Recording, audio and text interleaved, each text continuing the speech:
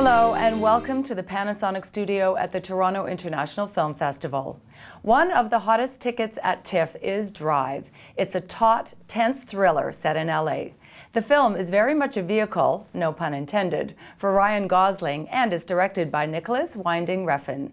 Our own Sandra Benjamin had the opportunity to talk with him about the film during TIFF.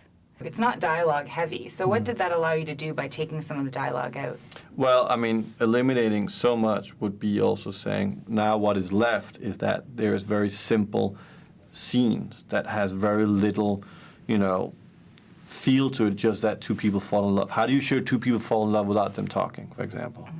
And that's all about the sensibilities of the movement, how Ryan and Carrie would be looking at each other, the camera, the aura of everything. So it was a combination of many things that had to click.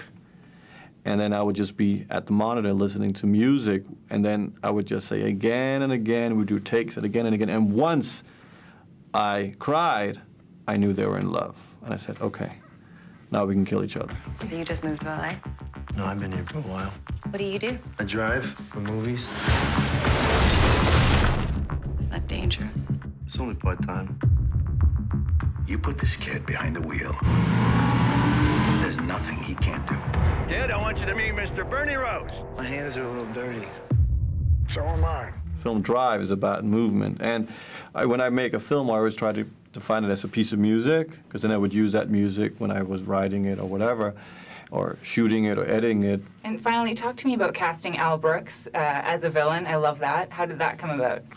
Well, Albert Brooks came about because, in Hollywood, it's all about giving lists, and you look at these lists and you say, no, yes, no, yes, no. And he wasn't on any of those lists, and I wanted Albert Brooks. I think that was going to be interesting.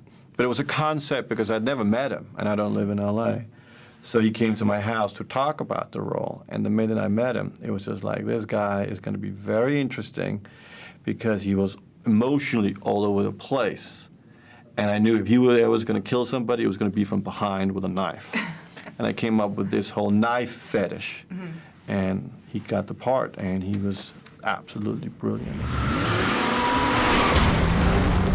Did you have any idea there'd be a second car? He said there would be another car to hold us up. Whose money do I have? I'm gonna tell you something. Anybody finds out, we're both dead.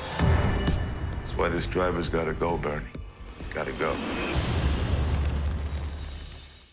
Remember to follow us on Twitter at Red Carpet Diary or on Facebook for all the latest on our interviews at the Panasonic studio at the Toronto International Film Festival.